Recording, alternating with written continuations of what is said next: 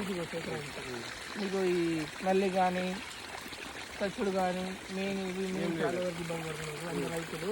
అలాంటి రోగాలు ఏం లేవు కానీ దీన్ని మాత్రం కావడం నల్లి కూడా తట్టుకొని బాగా రోగాలకు పెట్టుబడి కూడా తక్కువనే కదా వేరే విత్తనంతో బాగానే ఉంది. ఓవరాల్గా ఈ విత్తనం గురించి మీరు ఏం చెప్పాలనుకుంటున్నారు? వేరే రైతులు తప్పకుండా చూస్తున్నారు కదా ఈ వెరైటీ రసీ54 అనే వెరైటీ చాలా చోట్లలో ఈ చావడం అనేది ఉన్నా కూడా ఇక్కడ చచ్చుడు అనేది లేదు.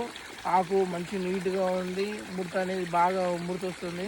అలాంటి రోగాలు కూడా ఏం లేవు. నల్లి కూడా బాగా తట్టుకొని ఈ వెరైటీ ఇప్పుడే కాపుకి వస్తుంది. ఇంత చెట్టు కూడా బాగా ఎదిగింది ఆల్రెడీ, హైట్ కూడా బాగానే ఉంది. ఇంకొక 1 monthలో మంచిగా డెవలప్మెంట్ ఉంటుంది విత్తనంలో. తప్పకుండా అందరూ ఇలాంటి మంచి విత్తనాలని చూసుకొని ఎంచుకొని వేసుకోవాలని మా రైతు శివం ఛానల్ నుంచి కోరుకుంటున్నాం.